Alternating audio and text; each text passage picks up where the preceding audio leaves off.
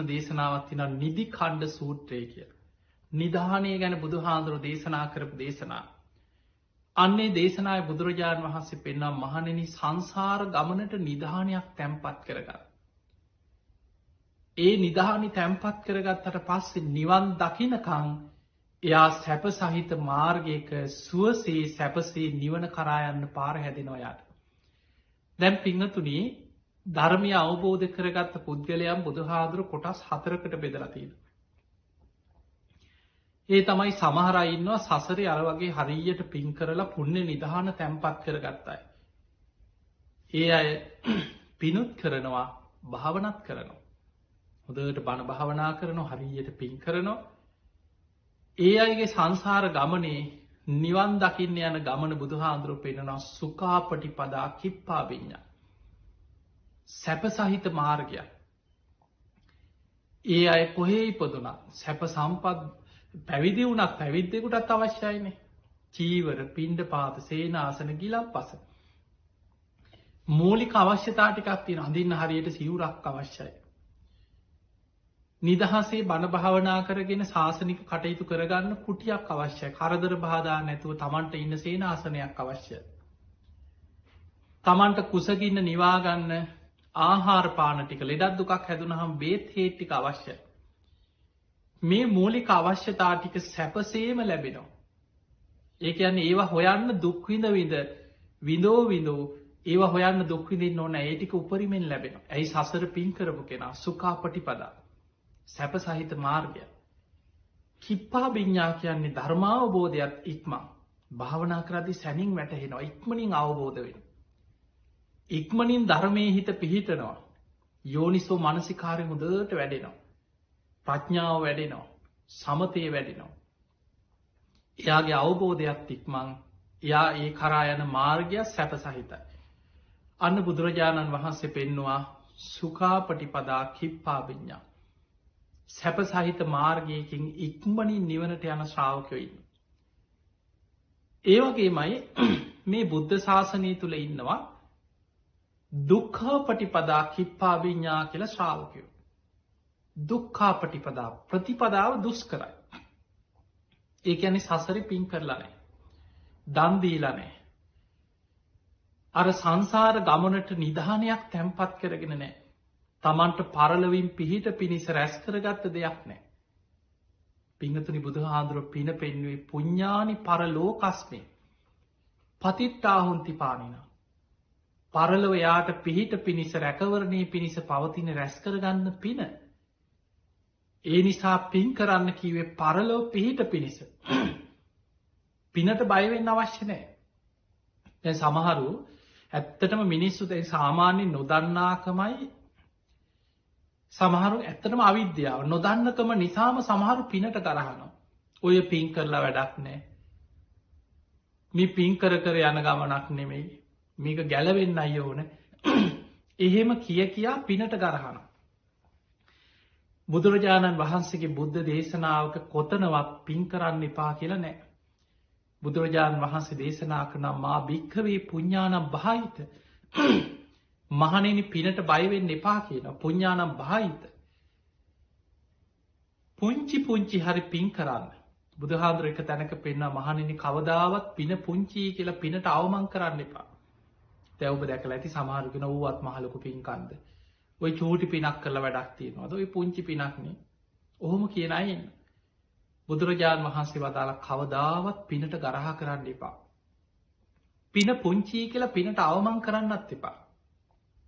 පුංචි පින චූටි පින් හරි කරලා ජීවිතේ පිනෙන් පුරව ගන්න. ඒක බුදුහාඳුර උපමාවකට පෙන්නනවා. භාජනයකට ජලයේ බිඳුව වැටිලා භාජනයක් ජලයෙන් පිරීලා ඉතිරිලා යන්නේ යම්සේද. ඒ වගේ Tamanට ලැබෙන හැම මොහොතේම පුංචි පින හරි රැස් කරන්න. ඒ පිනෙන් ජීවිතේ පිරීලා ඉතිරිලා යනවා. පින්වතුනි සමහරු ඉන්නවා සංසාරේ පින් කරන්න උනන්දුවක් නැහැ. හැබැයි අපි හිතමු යා භාවනා කරනවා කියලා කවුරු හරි යාට කියලා තියෙනවා මේ පින් කරලා වැඩක් නැහැ භාවනාමයි කරන්න ඕනේ. අපි හිතමු දැන් මෙයා මේක හිස් මුදුනින් පිළි අරගෙන එයා පින් කර ගන්න දන් දෙන්න සිල් රකින්න එච්චර උනන්දුවක් නැහැ. එයා හිතනවා මේක භාවනාවෙන්මයි කියලා. එයා හොඳට භාවනාම කරා කියලා හිතා. එයා ධර්මයේ නුවණින් විමසනවා, භාවනා කරනවා. එයාගේ ප්‍රඥා පැත්ත වැඩෙනවා. ඇයි භාවනා කරන නිසා. එයාට සංසාරේ නිවන් දකින්න ගියාම බුදුහාඳුරෝ පෙන්වුවා දුක්ඛා පටිපදා. ඒ මාර්ගයේ දුක් සහිතයි. ඇයි සසර පින් නැහැ. ඒ නිසා ඉපදුනත් බොහෝම දුප්පත් පවුල් වල ඉපදෙනවා. හිතා වේලවත් හම්බ කරගන්න අමාරු. ලෙඩ රෝග බහුලයි. පැවිදි වුණා කියලා හිතන්න හරියට සිවුරක් නැහැ, ඉන්න කුටියක් නැහැ, ප්‍රශ්න. අනිත් අයට පේන්නෙම වැරදි. පිණ්ඩපාත ගියත් හරියට දාන ටිකක් ලැබෙන්නේ නැහැ. ආවාසික හිටියත් එක්ක දායකයෝ හරි එකතු වෙලා මොනවා හරි ප්‍රශ්න ඇති කරනවා. ජීවිතේ කරදර බාධා ප්‍රශ්න ගොඩක්. දුක් සහිතයි, දුක්ඛා ප්‍රතිපදා. හැබැයි පෙර සසරේ භාවනා කරලා ප්‍රඥා ඉන්ද්‍රිය බලවත් නම් යාට ධර්මයේ වැටහීම අවබෝධ ඉක්මන්. දුක් සහිත ප්‍රතිපදාවකින් වේවා ඉක්මනින් අවබෝධ කරගන්නවා පෙර සසරේ ප්‍රඥාව භාවනා පැත්ත දියුණු කරගන්නයි. දුක්ඛා ප්‍රතිපදා කිප්පා විඤ්ඤා. ඊළඟට පින්වතුනි බුදුරජාණන් වහන්සේ පෙන්නවා මේ ලෝකේ තව පිරිසක් ඉන්නවා. සුඛා පටිපදා දණ්ඩා විඤ්ඤා. මාර්ගයේ සැප සහිතයි හැබැයි අවබෝධ කරගන්න ගියාම බොහෝම අමාරුයි. ඒකට හේතු අන්න පින් විතරක් කර කර ඉන්නවා භාවනා කරන්නේ නැති අය. දැන් ඔබ දැකලා ඇති සමහරු පින් කරන්න හරිය ආසයි. පින්කම් ලෑස්ති කරනවා, පින්කම් සංවිධානය කරනවා. හැබැයි තමන් භාවනා කරන්නේ නැහැ. තමන් ධර්මයේ නුවණින් විමසන්නේ නැහැ. තමන්ට අවබෝධ කරගෙන මේකෙන් ගැලවෙන්න ඕන කියන හැඟීමක් නැහැ. හැබැයි අනිත් අයට බණ අස්සන්න, අනිත් අයව ධර්මයට යොමු කරන්න, බණහන අයට දම් පින්කම් කරන්න හරිය ආසයි. එවැනි අය සසරින් නිවන් දකින්නේ අද්දි බුදුහාඳුරු පෙන්වුවා සසර ගොඩාක් පින් කරලා නිසා සැප සහිත මාර්ගය සුඛා පටිපදා. හැබැයි තමන්ගේ අවබෝධය වෙනුවෙන් තමන් භාවනා කරලා තමන් අවබෝධයට උත්සාහ කළා නැහැ. ඒ නිසා දණ්ඩා විඤ්ඤා අවබෝධ කරගන්න ගියාම ගොඩක් මහන්සි වෙන්න වෙනවා. අවබෝධය බොහෝම හිමින්, නුවණ ප්‍රඥාව වැඩෙන්නේ බොහෝම හිමින්. හැබැයි හරියට සැප සම්පත් ලැබෙනවා. හිතන විදිහට තමන්ට අවශ්‍ය දේවල් සකස් වෙනවා. ඇයි සසරේ පින් කරලා නිසා. ඊළඟට පින්වතුනි බුදුහාඳුරෝ පෙන්වුවා දුක්ඛා පටිපදා දණ්ඩා විඤ්ඤා. ඔන්න තවත් කොටසක් ඉන්නා ලෝකේ. සසරේ පින් කරලත් නැහැ, කුසල් වඩලත් නැහැ, අර භාවනා පැත්ත කරලත් නැහැ, පින් කරගෙනත් නැහැ. ඒ අයට සංසාරේ දුක් සහිතම මාර්ගයක් තියෙනවා. අවබෝධ කරගන්න හිත යොමු කරත් හරිය අමාරුයි. බණ අහනකොට එක්ක බණ පටන් ගන්නකොටම නිින්ද යනවා. ඈනුම් යනවා, හිත විසිරෙනවා, එපා වෙනවා. භාවනා කරන්න ගියත් හිත පිහිටන්නේ නැහැ. හරි අමාරුයි. ඇයි සංසාර පුරුද්ද නැහැ. එහෙමනම් අපිට පේනවා මේ ධර්මාවබෝධය කරා යන ගමනේ සංසාර පුරුදු කියන ඒවා හරියට බලපානවා. ඒ නිසා පින්වතුනි බුදුහාඳුරෝ මේ නිවන කරා යන ශ්‍රාවකයාට පුණ්‍ය නිධානයන් 4ක් බුදුහාඳුරෝ පෙන්වනවා. මේක තියෙන්නේ නිදි ඛණ්ඩ කියලා සූත්‍රයක. පළවෙනි එක තමයි දානේ. සංසාර ගමනට නිධානයක් කියනවා. ඒ නිසා මේ සසර ගමනේ නිවන කරා යන තෙක්ම තමන්ට නිධානයක් තැන්පත් කරගත්තා වගේ දන් දෙන්න. අපි දන් දෙනවා කියන්නේ නිධානයක් තමන්ට රැස් කරගන්න. දැන් බලන්න මිනිස්සු සාමාන්‍ය දානි ගැන හිතන්නේ අපේ දෙයක් දෙනකොට අපේ දේ අඩු වෙනවා කියලා හිතන්නේ. මේ මන් දුක් මහන්සිලා හම්බ කරගත දේවල්, මගේ දේවල් අනුන්ට දුන්නට පස්සේ මගේ කොටහ අඩු වෙනවා කියලා හිතේ. හැබැයි ඇත්තටම වෙන්නේ සංසාර ගමන දිහා බලනකොට ඔබ සංසාරයට නිධානයක් රැස් කරලා තැන්පත් කරගත්තා වගේ. කෙනෙක් ගැන අනුකම්පාවෙන්, කරුණාවෙන්, කර්ම කර්මඵල විශ්වාසයෙන්, සද්ධාවෙන් දන් දෙනවා කියලා කියන්නේ ඒ දාණය ඔබට ඔබේ නිවන කරා යන ගමනට සංසාරයටම ඔබ නිධානයක් තැන්පත් කරගත්තා වගේ. මේ දානේ ආනිසංස මහ පුදුමයි. බුදුහාඳුරෝ දේශනා කරන මහණෙනි බුදු කෙනෙක් තරම් මේ ලෝකෙ මිනිස්සුන්ට මේ දානී ගැන, දානීය ආනිසංස ගැන වැටහෙනවා නම් කොච්චර බඩකින්නේ හිටියත් තමන්ට තියෙන එකම බත් පත හරි කොටසක් සතෙකුට හරි දන් දෙනවා. තනියෙන්නම් කන්නේ කිය. ඒ තරම් දානය කියන්නේ ආනිසංස සහිත දෙයක්. දක්ඛිනා විභංග සූත්‍රය බුදුහාඳුරෝ පෙන්නවා එක සතෙකුට ඔබ හිතන්න එක සතෙකුට කුසගින්න නිවාගන්න කෑම ටිකක් දෙනවා. ආත්ම 100ක් උපවූපන් අනාගත ආත්ම 100ක් තමන්ට කුසගිනි වේදනාවක් නොවන විදිහට ආහාර පාන ලැබෙන විදිහ පිනක් සංසාරයට තමන් රැස් කරගන්න. ආත්ම 100ක් ආනිසංස ලැබෙනවා කියන. ඊළඟට බුදුහාඳුරෝ පෙන්නවා කෙනෙක් ඉන්න පුළුවන් දුස්සීලයි. එයාට කර්මඵල විශ්වාසයේ සම්මාදිට්ඨිය තියෙන කෙනෙක් නෙමෙයි. හැබැයි අසරණයි. බඩකින්න ඉන්න කෙනෙක්. අපි සාමාන්‍යයෙන් හිතමු හිඟන්නෙක් කියලා. හිඟන්නෝ ඉන්නවා. මේ හිඟන්නගෙන් අපි ගම කවුරු හරි ගන්නෙක් ඇවිල්ලා ඉන්නවා නේ මං කාලා නැහැ දවසටම කාලා නැහැ මොනවා හරි කන්න දෙයක් දෙන්න කියලා ඉල්ලනවා. එතකොට අපි හිතුවොත් මේ හිඟන්නගේ සීලේ හොයන්න ඕනේ. හිඟන්නගේ සිල් හොයන්න ගත්තොත් හිඟන්නගේ සම්මා ආගම අහනවද අපි වාගේ ආගම මොකද්ද? ඔය හරියට සිල් රකින්නවද? නැත්නම් අපි දෙන්නේ නැහැ කියලා හිතුවොත් කෙනෙකුට හිතෙන්න පුළුවන් කවුද හිඟන්න? එහෙම අහන අය ඉන්නවා. හොයන අය ඉන්නවා. දැන් බලන්න සමහරු දෙන්න හදනකොට මොකද දෙන්නේ පවක කසිපුකාරයෙක් කියනවා. දෙන්නේ පවක හොරෙක් කියනවා. දෙන්නේ පවුට්ට කියනවා. ඔය විදිහට කියලා හිඟන්නන්ගේ දේ වළක්වන අය කොච්චර ඉන්නවද කියලා බලන්න. මේ අපි අතරම අපේ සමාජයේ ඥාතීන් අතර හිතවතුන් අතර කොච්චර ඉන්නවද හිඟන්නන්ගේ දේ වළක්වන. හැබැයි පිංගතුනි දක්ඛිනා විභංග සූත්‍රය බුදුහාඳුරෝ පෙන්නවා. කෙනෙක් දුස්සීලයෙක් වුණොත් කර්මඵල විශ්වාසයක් නැති මිත්‍යා දෘෂ්ටිකයෙක් වෙන්න පුළුවන්. හැබැයි අපි දන් දෙන්නේ අනුකම්පාවෙන් කුසගින්න ඉන්න කෙනෙකුට අනේ පව් කියලා කරුණාවෙන්. එක වේලක් දෙනවා කුසගින්න නිවා ගන්න එක ආහාර වේලක් අපි සපේනවා. ආත්ම 1000ක් සසරේ ආනිසංස ලැබෙන පුණ්‍ය විපාකයක් අපි තැන්පත් කරගත්තා වෙනවා. එතකොට බලන්න මොනතරම් පිනක් රැස් වෙනවද කියලා. එක පුද්ගලයෙකුට මිනිස්සෙකුට කුසගින්න නිවා ගන්න ආහාර වේලක් දුන්නොත් ඔහු දුස්සීලෙක් වේවා. ඔහු මිත්‍යා දෘෂ්ටි. ඔහු කරන දේ ඔහු ගෙනියන්නේ. මතක තියාගන්න හිඟන්න අකුසල් කරනවා නම් ඒකේ විපාක ගෙනියන්නේ ඒ මිනිස්සයා. ඒ මිනිස්සයා හිඟා කාලා හොර වැඩක් කරනවා නම් වංචනික වැඩක් කරනවා නම් දුරාචාරය දෙනවා නම් ඒකේ විපාක ගෙනියන්නේ ඔබ නෙමෙයි.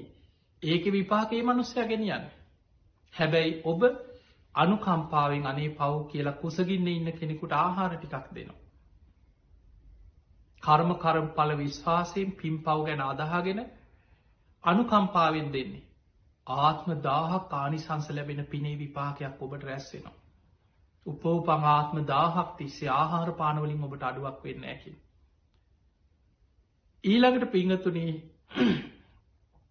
කෙනෙක් ඉන්නවා කර්මඵල විශ්වාසය නැති වෙන්න පුළුවන් හැබැයි සිල්වන්තයි. එයා පින්පව් ගැන හොඳ නරක ගැන මෙලොව පරලොව ගැන සම්මාදිට්ඨිය ලෞකික සම්මාදිට්ඨිය දන්න කෙනෙක් නෙමෙයි. හැබැයි සීලවන්තයි.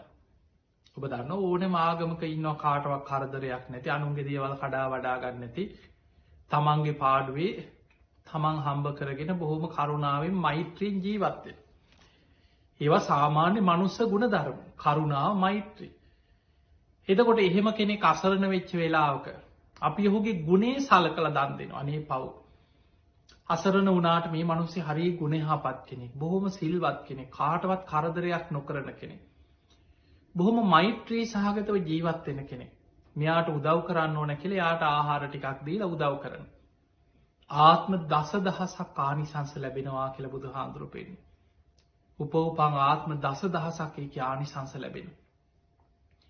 ඊළඟට පිංගතුනි බුදුහාඳුරු පෙන්නනවා කෙනෙක් ඉන්නවා ලෞකික සම්මාදිට්ඨිය. එතන සම්මාදිට්ඨිය කියන්නේ ලෝකෝත්තර සම්මාදිට්ඨිය නෙමෙයි. ලෝකෝත්තර සම්මාදිට්ඨිය කියන්නේ චතුරාර්ය සත්‍ය අවබෝධය මාර්ගඵල. ලෞකික සම්මාදිට්ඨිය කියන්නේ කර්මඵල විශ්වාසය. මෙලොවක් තියෙනවා පරලොවක් තියෙනවා. තමන් කරන හොඳ නරක කර්මයන්ගේ විපාක තමන් කරා එනවා. දානේ විපාක තියෙනවා. තමන් කරන පින්කම් වල විපාක ලැබෙනවා. මවුට සැලකීමේ විපාකයක් තියෙනවා. පියාට සැලකීමේ විපාකයක් තියෙනවා. ඕපපාතික සත්‍යයන් ලෝකෙ උපදිනවා. තමන්ගේ නුවනින් ජීවිතය අවබෝධ තමන්ගේ නුවනින් ජීවිතය අවබෝධ කළ ප්‍රකාශ කරන ශ්‍රමණක් බ්‍රාහ්මණවරු ලෝකෙ ඉන්නවා. මෙන්න මේ අවබෝධය මේ වැටහීම අවබෝධය විශ්වාසය මේකට කියන ලෞකික සම්මාධිට්ටිය. කෙනෙක් ඉන්නවා ලෞකික සම්මාධිට්ටිය යුක්තයි සීලවන්තයි.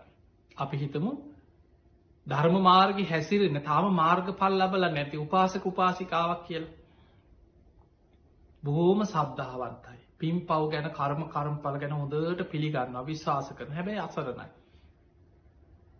හොඳට තිසරණ සහිත පන්සිල් සමාදන් වෙලා ධර්මාවබෝධයට උත්සාහ කරන තාම මාර්ග පල් ලබල නැති උපාසක කෙනෙක් හරි උපාසිකාවක් හරි ඉන්නවා. අසරණ වෙච්ච වෙලා කනේ පව් මේ මනුස්සයට කෑම ටිකක් දෙන්න ඕන කියලා අපේ ආහාර වේලක් දීලා ඔහුට උදව් කරනවා. ආත්ම ලක්ෂයක් ආනිසංස දෙනවා කියලා. ඒ නිසා පින්වතුනි දානය කියලා කියන්නේ මහා පුදුම දෙයක්. සංසාරයටම නිධානයක් තැන්පත් කරා වගේ. එතනින් එහා දැන් මේ කියේ සාමාන්‍ය පෘථග්ජන මිනිස්සුયો ගැන. සතෙකුට දුන්නත් ආත්ම 100ක් ආනිසංස ලැබෙනවා. ඊළඟට බුදුහාඳුරෝ පෙන්නවා යම් කිසි කෙනෙක් දන් දෙනවා සෝවාන් මාර්ගයේ වඩන කෙනෙක් තාම ඵලයටපත් වෙලා නැහැ. සෝවාන් මාර්ගයේ ගමන් කරනවා. සද්ධානුසාරී ධම්මානුසාරී කෙනෙක් දන් දෙනවා. අනන්තයි අප්පමෙයයි කිව ආනිසංස මෙතකයි කියලා සීමා කරන්න බෑ. ආත්ම 100ක්ද 1000ක්ද ලක්ෂයක්ද කෝටියක්ද මේකේ ආනිසංස මෙතකින් අවසන් වෙනවා කියලා ඒකේ ආනිසංස සීමා කරන්න බෑ කියලා. ඊළඟට බුදුහාඳුරෝ පෙන්නවා සෝවාන් ඵලයට පත්වෙච්ච කෙනෙකුට දෙන දානේ ආනිසංස අනන්තයි අප්‍රමේයයි. සකදාගාමී මාර්ගයේ ගමන් කරන කෙනෙකුට දෙන දානේ ආනිසංස අනන්තයි අප්‍රමේයයි. සකදාගාමී ඵලයට පත්වෙච්ච කෙනෙකුට දෙන දානේ ආනිසංස අනන්තයි අප්‍රමේයයි. ඊළඟට අනාගාමී මාර්ගයේ අනාගාමී ඵලයේ අරහත් මාර්ගයේ අරහත් ඵලයේ පසේ බුදු කෙනෙක් බුදු කෙනෙක් මේ විදිහට ඉහලට ඒක ආනිසංස මෙතකයි කියලා සීමා කරන්න බෑ කියලා බුදුහාඳුරු පෙන්න. දැන් ඔබ බලන්න මේ බුද්ධ ශාසනයේම සීවලි හාමුදුරු ගැන හිතන්න. සසර දන්දි දැන් අදටත් සීවලි මහරහතන් වහන්සේ වැඩ හිටියේ බුදුහාඳුරුන්ගේ කාලේ.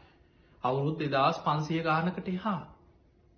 හැබැයි අදටත් ගෙවල් වල සීවලි මහරහතන් වහන්සේගේ ප්‍රතිමා වහන්සේලා තියාගෙන දාන පූජා කරනවා. අදටත් මිනිස්සු විශ්වාස කරනවා උන්වහන්සේගේ ප්‍රතිමාවකින් පවා ඒ පින්තූරයකින් පවා තමන්ට ලැබීමක් ලැබෙනවා කියලා. උන්වහන්සේ යම් තැනක වැඩ හිටියද 100 ගණන් දාන ලැබෙනවා කියලා. එන උන්වහන්සේට වළඳන්න තියා හිතා ගන්නවත් බැරි විදියට දාන ලැබෙනවා. හැබැයි උන්වහන්සේ සියල්ල මිනිස්සු ශ්‍රද්ධාවෙන් ගෙනල්ලා පූජා කරන දාන ටික පිළිගන්න. පිළි අරගෙන අනිකුත් අවට තියෙන ආරාම සෙනසුන් වලට ඒ දාන පිටත් කරලා යවනවා කියන. අනිත් අයට ලබලා උන්වහන්සේ යම් පාරක පිණ්ඩපාත යනවා නම් ඒ ප්‍රදේශෙම ඉන්න සංඝයාට දාන ටික හොඳට ලැබෙනවා කියන. එතකොට බලන්න උන්වහන්සේගේ පින කොච්චර විපාක දුන්නද කියලා. මහා කැලේකට ගියා. සීවලී හාමුදුරන්ගේ ජීවිත කතාවේ සඳහන් වෙනවා සීවලී මහරහතන් වහන්සේ දවසක් උන්වහන්සේම භාවනා කරද්දී හිතනවා උන්වහන්සේට තියෙන ලැබීම පුදුම ලැබීම. දැන් මිනිස්සු හිතාගෙන ඉන්නේ මේ දානි විතරයි කියලා. පින්වතුනි දානි විතරක් මේ ප්‍රත්‍යලාභීන් අතර අග්‍රයි. භික්ෂුවකට අවශ්‍ය මූලික පහසුකම් ටික සිවුරු පිරිකර උපරිමෙන් ලැබෙනවා. තා වටිනා සිවුරු පිරිකර ලැබෙනවා. තමන්ට කුටි සෙනසුණු ඉතාම හොඳ විදිහට යම් ප්‍රදේශයකට ගියා නම් දායකයෝ එකතු වෙලා බොහෝම හොඳ පහසුකම් ඇති කුටි සේනාසන උන්වහන්සේ වෙනුවෙන් හදලා පූජා කරනවා. ඊළඟට දානමාන ටික ප්‍රණීත විදිහට දානමාන ටික ලැබෙනවා. ලෙඩක් දුකක් වුණාම හොඳ වෛද්‍යවරු මුණ ගැහෙනවා, හොඳ බේත් හේත් ලැබෙනවා, ඉතාම හොඳ විදිහට ඒවා ටික ලැබෙනවා. එතකොට මෙන්න මේ චීවර පිණ්ඩපාත සේනාසන ගිලම්පස කියන සිව් පසේම කිසිම අඩුවක් නැහැ. දවසක් සීවලී මහරහතන් වහන්සේ කල්පනා කරා මට මේ තියෙන ලැබීම නගරෙදි විතරද මහා කැලේකට වනාන්තරයකට ගියොත් මිනිස්සු නැති ප්‍රදේශයක මං හිටියොත් ඒත් මට මේ විදිහටම ලැබෙයිද මම මේක පරීක්ෂා කරන්න ඕන කියලා හිතුවා. හිතලා උන්වහන්සේ දවසක් කල්පනා කරා හිමාල මහා වනාන්තරයේ මැදින් සති 7ක් කැලේ මැද්දෙන් යන චාරිකා ගමනක් යන්න. ඒ වෙලාවේ අනිත් ස්වාමීන් වහන්සේලා උන්වහන්සේට හිතවත් ස්වාමීන් වහන්සේලාට මේක ආරංචි වෙලානේ අපිත් එනවා ඔබ වහන්සේ අපිත් එනවා කියලා දැන් 500ක් විතර පිරිසක් එකතු වෙලා. සීවලී මහරහතන් වහන්සේ බුදුහාඳුර ළඟට ඇවිල්ලා වන්දනා කළා කියනවා ස්වාමීනි භාග්‍යතුන් වහන්සේ මම කැමති මහා වනාන්තරයේ මැදේ මිනිස්සු නැති ජන ශූන්‍ය මහා වනාන්තරයේ මැදින් සති 7ක චාරිකා ගමනක් වැඩම කරන්න. ස්වාමීනි මට මේ තියෙන ප්‍රත්‍යලාභී මේ ලැබීම මහ වනාන්තරයේදීත් මට ඒ විදිහටම ලැබෙයිද කියලා මටම පරීක්ෂා කරගන්න අවශ්‍යයි කියලා. ඒ නිසා හුදකලාවේ විවේකයෙන් බණ භාවනා කරගෙන කැලේ මැදින් සති 7ක චාරිකා ගමනක් යන්න මං සූදානම් කරා කියලා. ස්වාමීනි මට අවසර දෙන්න කියලා. ඒ වෙලාවේ බුදුහාඳුර අහනවා සීවලිය ඔබ තනියෙන්ද මේ ගමන යන්නේ? ස්වාමීනි මම තනියම තමයි සැලසුම් කරේ. නමුත් මේ වෙනකොට 500ක් විතර මමත් එනවා කියලා සංඝ පිරිසක් මාත් එක්ක මේ ගමනට එකතු වෙලා ඉන්නවා කියලා. බුදුරජාණන් වහන්සේ බුදු ඇසින් බැලුවා. උන්වහන්සේට අනාගතේ පේනවා. මේ යන ගමනේ 500ක් නෙමෙයි දහස් ගාණක් සංඝයා එක්ක ගියා. කිසිම කෙනෙකුට සිව්පසේ වලකින්නේ නැහැ. වෙලාවට දාන ටික ලැබෙනවා. මහ වනාන්තරයේ දෙවියන් විමාන මවාගෙන කුටි සෙනසුන් මවාගෙන දන් දෙනවා. බුදුහාඳුරෝ සීවලී හාමුදුරන්ට බුදුරජාණන් වහන්සේ අවසර දුන්නා සීවලී තථාගතයන් වහන්සේ ඔබට අවසර දෙනවා. ඔබ සංඝයා සමග මේ ගමන පිටත් වෙලා වඩින්න කියලා. සීවලී මහරහතන් වහන්සේ මේ ගමන පිටත් වුණා භික්ෂුන් වහන්සේලා සමග. මහා කැලේ මනුස්ස වාසයක් නැති මහා වනාන්තරයේ මැදින් යන්නේද. උන්වහන්සේලාට පිපාසය එනකොට දැන් නම් මොනවා හරි වළඳන්න බොන්න ගිලම්පස ටිකක් තිබ්බොත් හොඳයි කියලා හිතෙනකොට මෙන්න ඉදිරියේ ඉන්නවා පිරිසක් ගිලම්පස භාජන තියාගෙන ආසන පනවල වඩින්න ස්වාමීනි කියලා බොහෝම ගෞරවයෙන් ගිලම්පස පූජා කරනවා. වළඳලා ඉවර වෙලා නැකිටලා ටික දුරක් ගිහින් හැරිලා බලනකොට අර ඔක්කොම අතුරුදහන්. තව ටික දුරක් යනවා. දැන් නම් දාන වේලාව හරි. දැන් නම් දානේ වළඳන්න තිබුණොත් හොඳයි කියලා සීවලී මහරහතන් වහන්සේ හිතනවා. මෙන්න ඉදිරියේ පේනවා දන්සැල. මිනිස්සු බලාගෙන ආසන පනවලා දාන භාජන අතේ තියාගෙන ඉන්නවා. වඩින්න ස්වාමීනි වඩින්න. ඔබ වහන්සේලා වැඩ ඉන්න. ඔබ වහන්සේලාට අපි දානේ හැදුවා කියලා. සීවලී මහරහතන් වහන්සේ ඇතුළු මේ සංඝයාට බොහෝම ශ්‍රද්ධාවෙන් දාන බෙදනවා. ප්‍රණීත විදිහට දිව්‍ය මේ සුවඳයි. දානේ වළඳලා අවසන් වෙලා පාත්‍ර හොදලා පින් අනුමෝදන් කළා නැකිටලා මෙන්න ටික දුරක් ගිහින් හැරිලා බලනකොට දානශාලාවේ ඔක්කොම අතුරුදහන්. මේ සති 7ම දෙවිවරු මිනිස් වෙස් මවාගෙන විමාන මවාගෙන දන්සැල් මවාගෙන දන් දුන්නා කියලා. බලන්න මහා පොදුමයින් අපිට හිතන්නවත් බැරි. සංසාරි දන් දීපු පින සසර පුරා පුණ්‍ය නිධානයක් රැස් කරගත්ත පින උන්වහන්සේට පිරිනිවන් පානකම් ඒකේ විපාක ලැබුණා.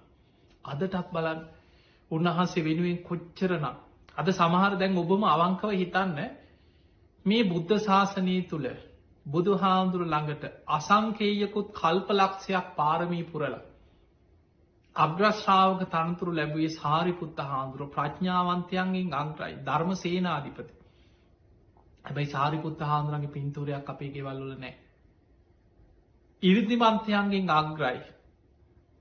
මහා 이르දිමත් ඒකා සංකේ කල්පලක්ෂයක් පාරමී පුරපු මුගලන් හාමුදුර. අපේ ගෙවල් වල මුගලන් හාමුදුරන්ගේ පින්තූරයක් නැහැ. ඊළඟට මතක ශක්තියෙන් ධාරණ ශක්තියෙන් අග්‍රයි. බුදුහාමුදුරන්ගේ අග්‍ර උපස්ථායක මුළු ධර්මයේම කටපාඩමින් දරාගෙන හිටිය ආනන්ද හාමුදුරුවෝ. ඒ ආනන්ද මහරහතන් වහන්සේගේ ප්‍රතිමාවක් අපේ ගෙදර නැහැ. හැබැයි සීවලී හාමුදුරන්ගේ පින්තූරයක් තියෙනවා. බොහෝ ගෙවල් වල තියෙනවා. උන්වහන්සේගේ ප්‍රත්‍යලාභේ අදටත් උන්වහන්සේට මිනිස්සු ගෙවල් වල දානේ පූජා කරනවා. උන්වහන්සේව සිහි කරලා දන් පැන් පුදනවා. ඒ ලැබීම අදටත් තියෙනවා. ඒ නිසා පිංහතුනී සසර පුරා මේ යන සංසාර ගමනේ අසරණ නොවෙන්න නම්.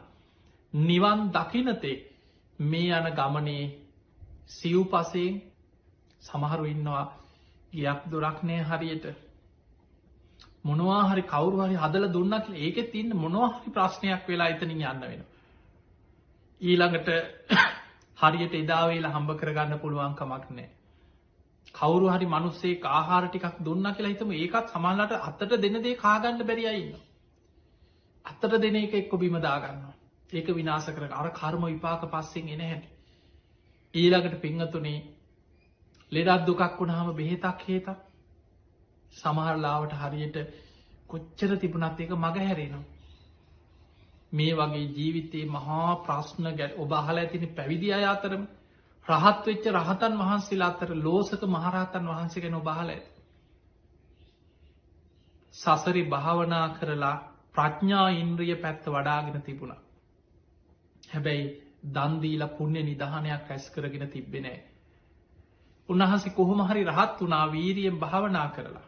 හැබැයි ගිහි ජීවිතේවත් පැවිදි වෙලා පැවිදිවෙච්ච ජීවිතේවත් අඩුගානේ රහත් වනාට පස්සේ පිරිනිවන් පානකංවත් කුස පිරෙන්න දාන ටිකක් ලැබුන්නේ කිය. ලෙඩ රෝග බහුලයි හරියට බේතක් හේතක් නෑ. පින්ඩ පාති ගියත් දාන ටිකක් නෑ පාත්‍රයට ලැබුණොත් ලැබෙන පිළුණු වෙච්ච දෙයක් කිය. එහෙම නම් අපිට පේනවා මේ ජීවිතවල කර්ම විපාක පස්සෙන් එන ආකාරය. ඒ නිසා පිංහතුනී සංසාර ගමනට නිධානයක් රැස් කරන්න. පළවෙනි එක තමයි දහනේ. නිදි කණ්ඩසි කියන සූත්‍රය බුදුහාන්දුර පෙන්නුවේ සසර ගමනට නිධානයක් හැටියට දන්දෙන් පුළුවන් තරන් දන්දෙන්. තැන් ඔබ මේ කාලෙ ගැන හිතන් මේ වසංගත කාලයක් ලෝකේ. මේ අතර සමහර අය ඉන්නවා. ලෝකෙ වසංගතයක් නෙමෙයි මොන විදිහ මිනිස්සුන්ට කන්න නැතු ආහාර හිංග මොනවාව. ලෝකයේ එක පිරිසක් ඉන්නවා හොඳට කෑම බීම ටික. ආහාර පාන ටික ලැබෙන. ඒ අයට මිල මුදල් යහතින් තියෙන. ඒ අයට ලංකාව කෑම නැත්නම් පිටරටකින් හරි ගෙන්න්නගෙන කාලා බීල හොඳට ඉන්න.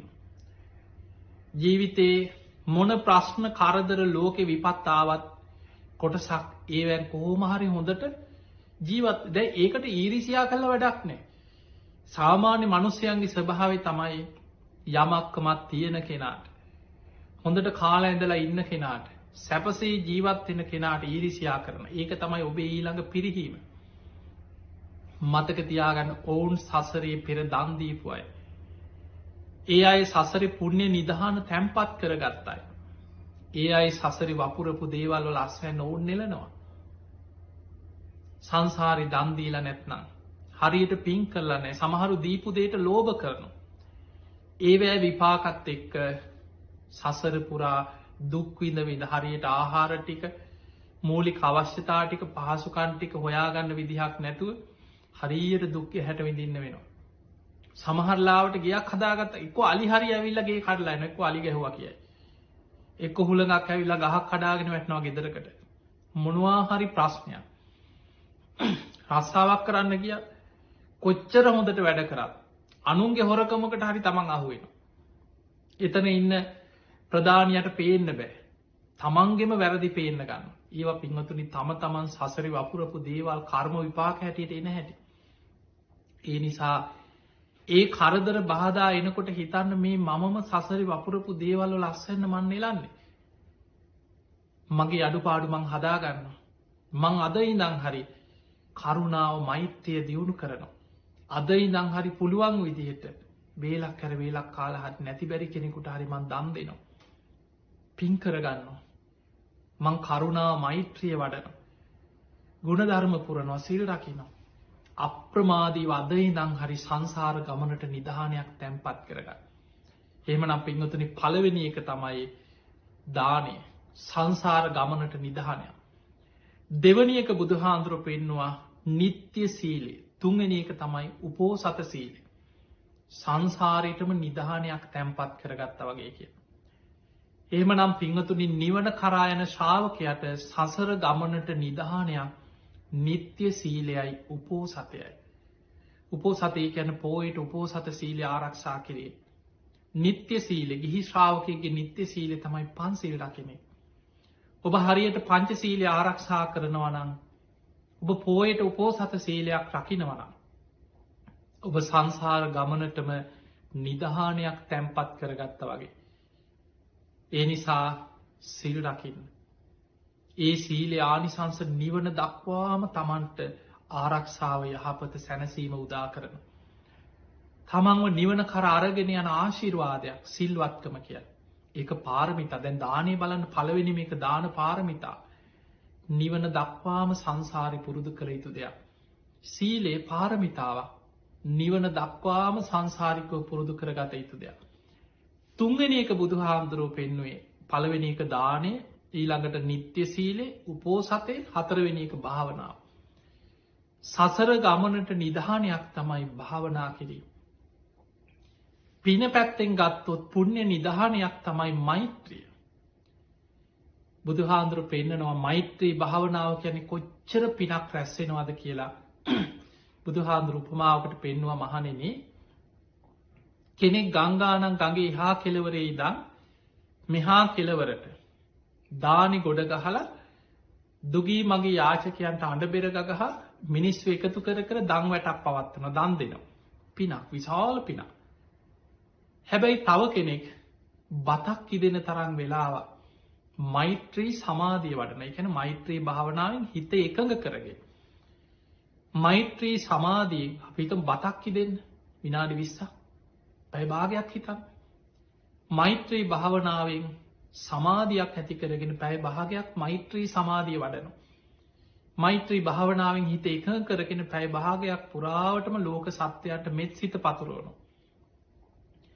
අර මහා විශාල දානි කන්දක් දානෙ ගඟ දිගේම ගංනිවරේ දානි ගොඩගහල දුගී මගේ යාචකයන්ට දන්දීල පිනක් රැස් කරනවාද ඊට වඩා පිනක් රැස්වෙනවා මෛත්‍රී සමාධී වැඩීම තුළ. ඊළඟ උපමාව බුදු හාදුරු පෙන්වා මහනෙනි කෙනෙක් අහස උසට දානි කන්දක් හදලා මික උපමාව අපි සාමාන්‍ය කියන අහස උසට කියලම කියන අහස ගෑවෙන එකක් නෙමේ උපමාව. ඒ උපමා පටලගන්න එපා. උපමා කියන්නේ තමන්ට යමත් තේරුම් ගැනීම පිණිසයි උපමාවක් කිය. බුදුහාන්දුර උපමාවකට පෙන්වා කෙනෙක් විශාල දානි කන්දක් උඩ ගහලා දුගී මගේ යාචකයන්ට අඩ බෙරගහ දන් දෙනවා. විශාල පිනා. තව කෙනෙක් එල දෙනෙකුගේ කිරිදෝන තරම් වෙලාවක් මෛත්‍රී සිත වඩනවා මෛත්‍රී සමාධී වඩන. එයා ඊටත් වඩා පිනක් රැස් කරනවා. අර අහස උසට දානි කන්දක් හදල පූජ කරනවට වඩා එල දෙනෙකුගේ කිරිදෝන තරං වෙලාවක් මෛත්‍රී සිත දියුණු කරන කෙනා ඊට වඩා පිනක් රැස් කරගන්නවා කියල බුදු හාන්තුරු පෙන්නු. එනිසා පිංහතුනිස් පිනාතර අග්‍රම පින මෛත්‍රී බලන්න බුදුහාන්දුරු බහල ඇති දාන සීල භාවනා ත්‍රිවිධ පුුණ්‍යයක් ක්‍රියා හැටියට පෙන්වා. සංසාර ගමනට නිවන් දකිනකා පිනක් දානය. සීලයේ තමයි නිත්‍ය සීලයේ උපෝ සතේ. බොහෝ දෙනෙක් පන්සිල් රකින්න උත්සාහ කරන. හැබැයි සමහරු පෝයට සීල්ගන්න ඒකට බොහෝ දෙනෙකුට උනන්දුවක් නෑ උත්සාහයක් නෑ. කෙනෙක් හිතන ඕක මේ ගෙදර සිල් ගන්න පුළුවන් ඕක බොරුවට සිල්ද තියන්නගෙන ගිහිල්ලා පන්සලේ වාඩි වෙලා ඉඳලා හරියනවද? ඔහොම කිය. බලන්න මිනිස්සුන්ගේ හිත්වල ස්වභාවය අපි යහපත් දෙයක් කරන්න ගියාම ඒකට විරුද්ධ සිතුවිලි කොච්චර ඔබ තුලින්ම මතුවෙනවද කියලා. ඒක තමයි මේ හිතේ තියෙන පහත් කෙලෙස් වල ස්වභාවය. සමහරට දානයක් දෙන්න හිතනකොට ආයි හිතක් එනවා. මොකටද දෙන්නේ? අපරාධේ ඔය ටික තියාගත්ත වැඩකාරයෙකුට දෙන්න බැරි කාට හරි දීලා අපිට වැඩක් කරගන්න එහෙම හිතෙනවා. ඒක තමයි මසුරුකම ලෝ අර දානයට විරුද්ධ පාපී සිතුවිලි තමන්ගේ හිත තුලින්ම ගොඩ නැග. ඊළඟට සීල් ගන්න හිතන. එතකොට හිතනවා වමි වයසට ගිහින් කරනේවන් මේ ජීවිතේ ඉන්න කාලෙ හොඳට විනෝද වෙලා සැපසේ කාලබීල සතුටින් ඉන්න ඕනේ. මේ මැරිලානකේ පුළුවන් තරම් විනෝද වෙලා නැත්නම් කවද සතුට ඔහොම හිතනවා. එතකොට ඒ සිතුවිල්ලම සීලයට බාධා කරන පාපී සිතුවිලි ගොඩක් එනවා හිත ඇතුළේ. පෝයට සීල් ගන්න හිතනවා. එහෙම හිතනකොටම හිත තුළින් එනවා ඕක ගෙදර සීල් ගන්න බැරි ඕක පන්සලටම යන්න ඕනේ. ඔය රේඩියෝ එකේ ටීවී එකේ ඕන තරම් බණ යන්නේ. ඕක මේ සීල් රෙද්දේ සීල් තියෙන්නේ. අන්න එහෙම හිතනවා. බලන්න ওই සිතුවිලි ඔබටත් ඇවිල්ලා ඇති. එහෙම හිතලා අර සීලයට සීල් ගන්න යන අයට තමන්ම ඒ අයගේ ඊට පස්සේ අඩුපාඩු හොයා අනුන්ගේ අඩුපාඩු හොයා තමන්ගේ දුස්සීලකම සාධාරණීකරණය කරගන්න තමන් කරුණු එකතු කරනවා. භාවනාවත් ඒ වගේ. භාවනා කරන්න හිතනවා. හිතට එනවා කොහොම හරි මම භාවනා කරන්න ඕනේ. අද ඉඳන් හරි පටන් ගන්න. එහෙම හිතනකොටම හිත ඇතුලෙන් එන ওই භාවනා කළා කාටද හරි කියේ කවුද නිවන් දැක්කේ? ඌවා මේ බොරු දේවල්. අනික මේ බුදුහාඳුරු පිරිනව පාලා දැන් ගොඩක් කල්. ඕවා හරිද කවුද? ඔහොම හිතනවා. එහෙම හිතන්න තමන්ගේ අර කුසල සිතුවිල්ල අකුසල් වලින් යටපත් වෙලා යනවා. ඒ නිසා පින්වතුනි මතක තියාගන්න හතුරෝ ඉන්නේ පිට නෙමෙයි. අපි බොහෝ වෙලාවට මෙවුන් තමයි මුන් තමයි මේ තමයි අපේ හතුරු කියලා පිට මිනිස්සුන්ට ඇඟිලි දික් කරාට ඇත්තම හතුරෝ ඉන්නේ හිත ඇතුලේ. ලෝභ, ද්වේෂ, මෝහ ආදී ඊර්ෂ්‍යා, වෛරය, කුහකකම ඔබ බලන්න රේරුකාණේ චන්දවිමල පූජනීය මහානායක ස්වාමීන් වහන්සේගේ පොතක් තියෙනවා කෙලෙස් 1500 කියලා. මේ හිත තුල තියෙන මේ හැම ක්ලේශයකම ඒ හැසිරීම සිතුවිලි අපිට හිතන්නවත් බැරි විදිහට අපේ හිතේ වැහිලා තියෙන මේ පාපී සිතුවිලි එකින් එක විස්තර කර. ඒ නිසා ඔබේ හිත දිහාම බලන්න. හිතට වහල් වෙච්ච නිසා, හිත විශ්වාස කරපු නිසා, හිතට එන සිතුවිලි හරි කියලා පිළිගත්ත නිසා තමයි තාම සතර අපාය වැටි සංසාරේ යන්නේ. ඒ නිසා ඔබේ හිතට එන පාපී සිතුවිලි වලට ඉඩ දෙන්න එපා. ධර්මයට අනුව හිතන්න. ධර්මයට මුල් තැන දෙන්න. ඔබට එන හැම සිතුවිල්ලක්ම ධර්මයේ තුලින් ගලපලා බලන්න. ඒකට කියන්නේ සම්පජාන.